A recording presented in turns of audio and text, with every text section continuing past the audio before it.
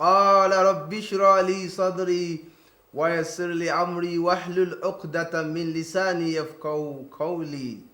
الصلاة والسلام على أشرف المرسلين سيدنا ومولانا Muhammad sallallahu alaihi wasallam wa ala alihi wa ashabihi wasallam. Indeed, all praises and adorations are due to Allah, the Lord of the worlds, who has out of His mercies count us among the living, who seek His endless benediction upon the best of mankind, Rasulullah Muhammad sallallahu alaihi wasallam. May Allah's peace be showered upon him, his household, his companions, and everyone that hearkens his call among Allah's creatures. فَبِأَيِّ آلَاءِ رَبِّكُمَا تُكَذِّبَانِ? Which of the favors of Allah will you deny? I welcome you all to yet another episode on your darling program, Mawbul Haya, Spring of Life, showing on Choice TV, Lagos Television.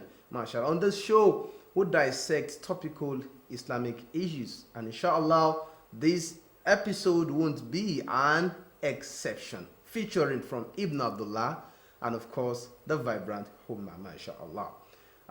We are joined on our first break. Kindly stay tuned, where you read from the statement of our beloved Prophet Muhammad sallallahu. Remember that ma yantiku anil hawa in wa illa wayun yuha. Whatever you read from him, whatever he has said, is not out of his own self-volition, but that which Allah has inspired him. From Ibn Abdullah, Bismillah. Allahu alayhi wasallam. May Allah's peace be showered upon Ibn Abdullah Muhammad sallallahu alayhi wasallam. Inshallah, today we'll be looking at a very important topic, and that is building a strong Islamic home. MashaAllah. Building a strong Islamic home. How strong is your home Islamically? Let that be a rhetorical question. Inshallah. Doing justice to this topic, I'm being joined by my revered Ustaz, a professional counselor. We'll be looking at it on a professional angle, and of course, within the periscope of Kitabullah and Sunnatul Rasul. I'm talking about a director in the Office of Education Quality Assurance, and of course, he is a lead counselor in the HEM Solution International Limited, mashallah. I'm talking about Dr. Sulaiman Ogumuyiwa. Assalamu alaikum wa rahmatullahi wa barakatuh. Wa alaikum salam wa rahmatullahi wa Ahlan wa sahlan. I am pleased to have you once again. Same Now, Sheikh, let's start like this. What are the key steps to building a strong Islamic home? Alhamdulillah wa salatu wa salam ala Rasulullah wa ala alihi wa sahbihi wa sallim. Thank you again for having me here and for bringing forth this particular discussion, because one of the most critical things that we need to do as Muslims is to make sure that we build a strong Muslim homes. This is the hope and desire of every one of us. According to Rasulullah sallallahu alaihi wasallam, he said, if you want to have a successful home, then you should be careful the person you want to choose as your wife.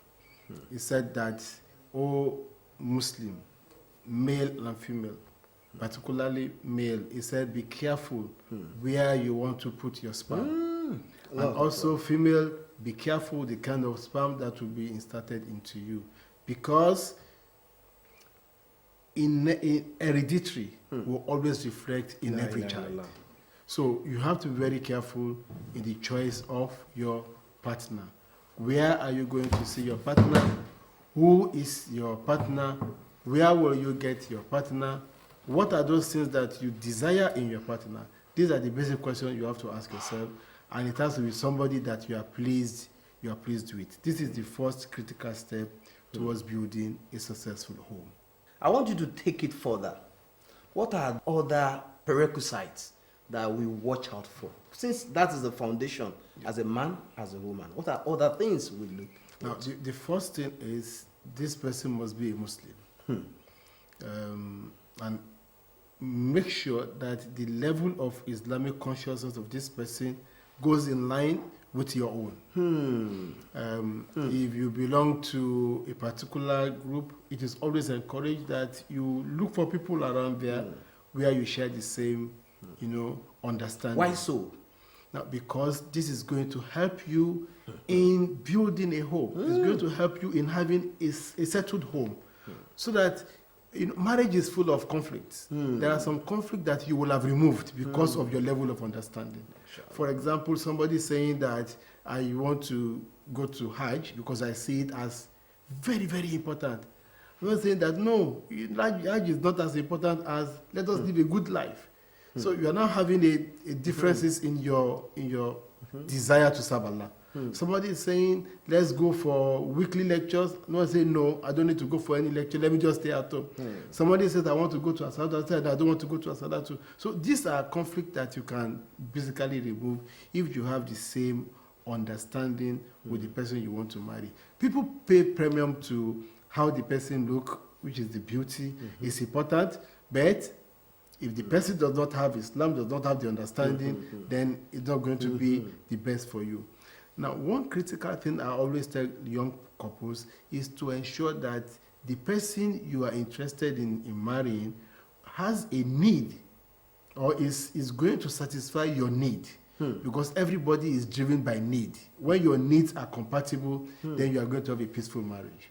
Sure. Now, Sheikh, now taking it further, how do we build a strong Islamic home that will translate to the children that comes out of each home? Yeah, the first thing has to do with building a spiritual foundation for yourselves. And it starts with the individual. How spiritual are you? How spiritual is also your wife or your husband to be?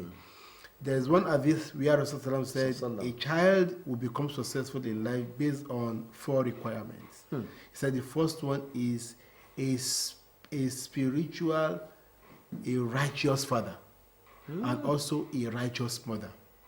And he said a good teacher, and that the child is fed from halal.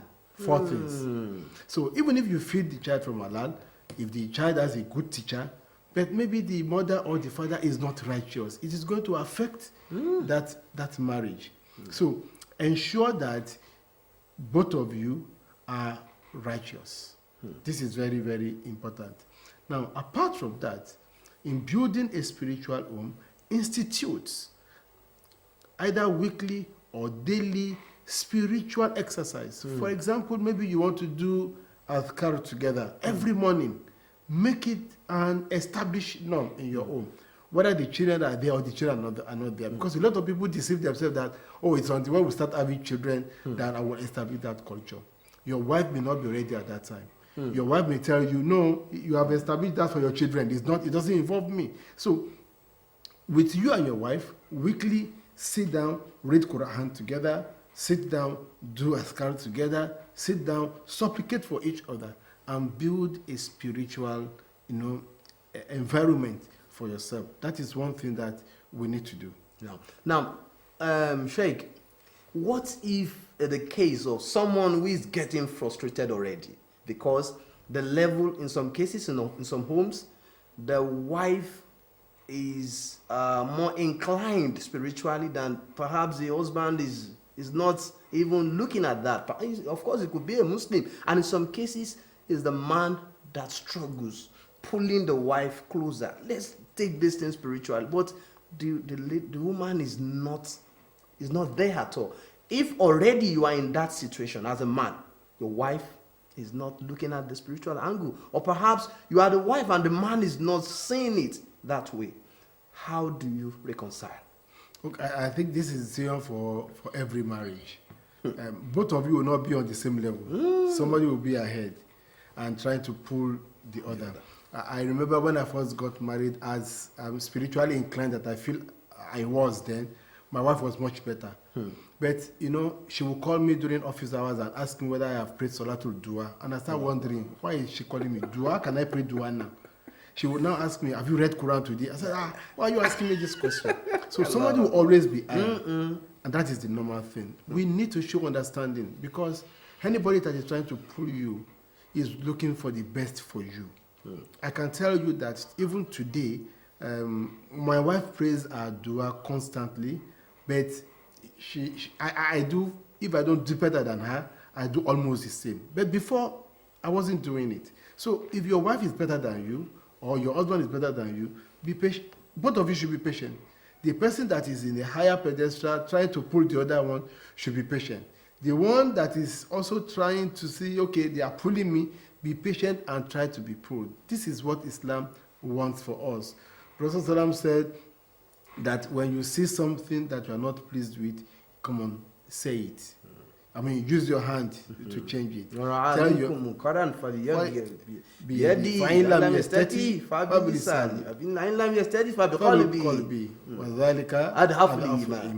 So you are in control, you are the man. Tell your wife, let's go to As-Salatu together. Let's go to the mosque and pray. Do it. I mean, action. If you cannot do that, then express it. It is time for Salat. Please pray. I want to go and pray in the mosque. Say it. And if you think you are not pleased with what she's doing, reject it in your heart and pray to Allah to help you change. You cannot, because of that, say, I want to divorce my wife. No, we have to be patient with one another and ensure that we lead ourselves to Jannah. Alhamdulillah Rabbil Alameen. Jazakumullahu khairan, Ustad. Now, we are joined on our second break where we meet Ajia Fadila Okunu on the vibrant Homa. A'udhu billahi minash shaitanir rajim. Bismillahir rahmanir rahim. Assalamu alaikum wa rahmatullahi wa barakatuh. It's nice to have you back on this segment. It's Vibrant Ummah on Spring of Life, and I am Fadila Okunu. From the ewedu to the shoko to the ugu, amongst the vegetables we have in the market, how often do you eat vegetables? Say once a week or every day. Do you know that vegetables are packed with essential vitamins and nutrients for our body growth and development? Join me as we examine how beneficial it is to include vegetables in our diet. Bismillah.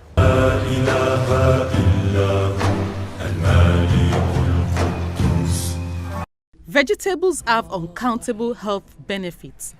Its rich nutrient content shields the body from numerous diseases and infections. Consuming vegetables in the long run can improve our overall health and keep the body organs in perfect condition. They take care of our digestive, excretory, skeletal system, as well as blood pressure levels. Studies done all over the world shows that eating fresh green vegetables on a regular basis is far better than going for supplementary tablets to get the wholesome nutrition that we need. Vegetables have abundant level of antioxidants and anti-inflammatory properties which boost immunity and prevent infections and diseases. Vegetables are abundant in soluble as well as insoluble dietary fiber, which keeps the digestive system clean and healthy, while helping to avoid problems like constipation, bowel irregularity, and hemorrhoids. Vegetables are naturally high in water content. A diet rich in vegetables increases the body water intake and helps in flushing out toxins from our body. Vegetables are an important part of healthy eating, and they are a good source of many nutrients, including potassium, fiber, folate, vitamins A, E, and C. In Nigeria, especially the southwestern part of the country, vegetables abound in large quantities and varieties. These include bitter leaves, water leaf, spinach, cabbage, eggplant, pumpkins, scent leaves, and more. Include different types of vegetables during food preparation. In addition, include seasonal vegetables in our diet, as they have higher nutrient values if eaten during proper time of the year. Vegetables can be consumed raw or cooked. Eating raw vegetables gives you maximum benefits, except a few instances when you need to cook them in order to make the vegetable palatable. But do not overcook, as overcooking vegetables will not only result in loss of important nutrients, it will also drain the flavor. Light steaming and quick stir frying are the best ways to cook vegetables. Always check the fresh lively green color of vegetables when purchasing. The yellowish tinge indicates aging of the vegetables, and they might have an off flavor.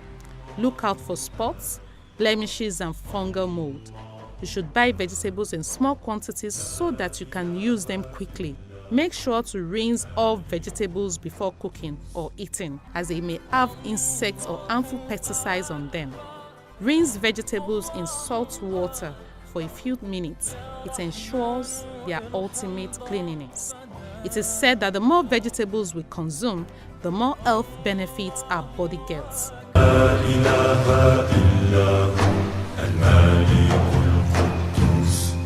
Alhamdulillah, there is a lot to say about vegetables, but for now, let's have an adventure with the different varieties of vegetables we have in the market. Let's get back to the studio for the rest of the program as Spring of Life continues. Assalamu alaikum wa rahmatullah. Kumullahu khairan. That's a fantastic one, Ajia Fadila Okunu. Now, I still have with me Dr. Sulaiman Ogumuiwa. Now, Doctor, my question is this. What role does mutual respect and understanding between the spouses play in creating a peaceful environment in our homes? Well, I'll tell you it's 100%. Allah Akbar. Because there are homes today who are not together because respect is lacking. And I would like to tell our sisters that for a man, respect, for most men on the average, respect is what they need. You give them respect and you see them doing your bid. Just like a very righteous man told our daughter during marriage. He said, "Oh, my daughter, go and be submissive and respectful to your husband." Within a very short time you do that, you will see your husband serving you totally. So respect is very key, and it is reciprocal. I've seen cases too where a lot of men don't respect their wives. They talk to them anyhow, they disgrace them outside, they don't even protect them within their own family. Respect is reciprocal, and everybody has to be respected. Now, when it comes to mutual understanding, we have to understand that we are different. Each one of us are unique.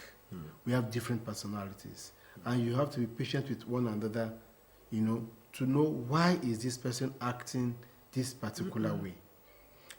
I like to give this particular example. I eat, because I'm from Abeokuta, I eat lafu a lot with vegetable.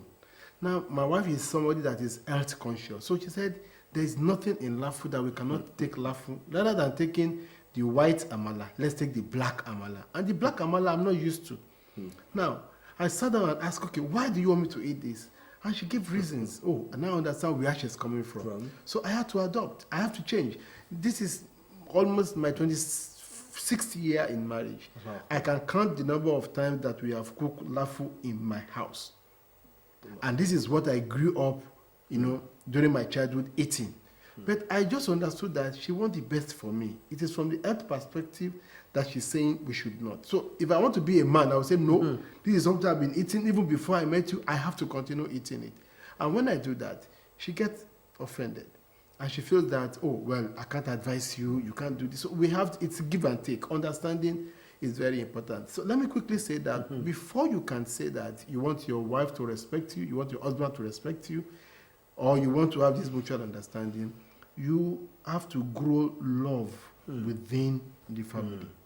We don't do things to grow our love and our affection, and yet we want our marriage to last forever. This is very important that we do. Allahu Akbar. Alhamdulillah. Now, I want to say this too. Perhaps somebody listening could learn from it. How do we resolve our differences, especially in the presence of our children as Muslims? Yeah, this is very important.